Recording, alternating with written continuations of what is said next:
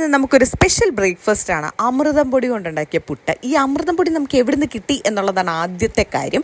അങ്ങനെ നമുക്ക് കുറച്ച് ഫ്ലാഷ് ബാക്കിലൊക്കെ ഇട്ട് പോകാം. ഒരു ദിവസം ഒരു 12:30 എനിക്കൊരു കോള് വന്നു. അംഗൻവാടിയിൽ നിന്നാണ് 1 മണിക്ക് മുന്നേ വന്ന് അമൃതം പൊടി കളക്ട് ചെയ്യണം എന്ന് പറഞ്ഞിട്ട്. അപ്പോൾ നമുക്ക് ജാനിക്കുട്ടിക്ക് കിട്ടാനുള്ളതാണ്. അതുകൊണ്ട് തന്നെ നമ്മൾ നേരെ അംഗൻവാടിയിലേക്ക് പോയി.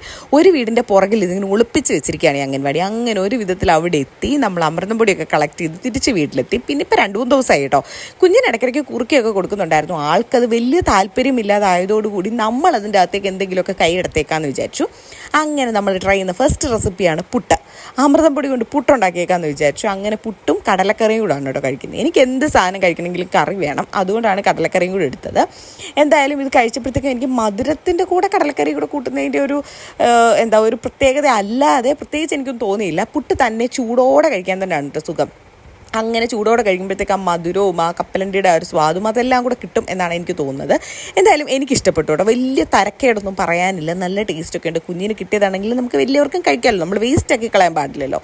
അങ്ങനെ അത് കഴിച്ചു. നല്ലതായിരുന്നു. ഇനിയിപ്പോൾ നമുക്ക് അടുത്തത് അടയും ഒക്കെ ട്രൈ ചെയ്യാമെന്നാണ് വിചാരിക്കുന്നത്. അപ്പോൾ നമുക്ക് അടുത്ത വീഡിയോയിൽ കാണാം.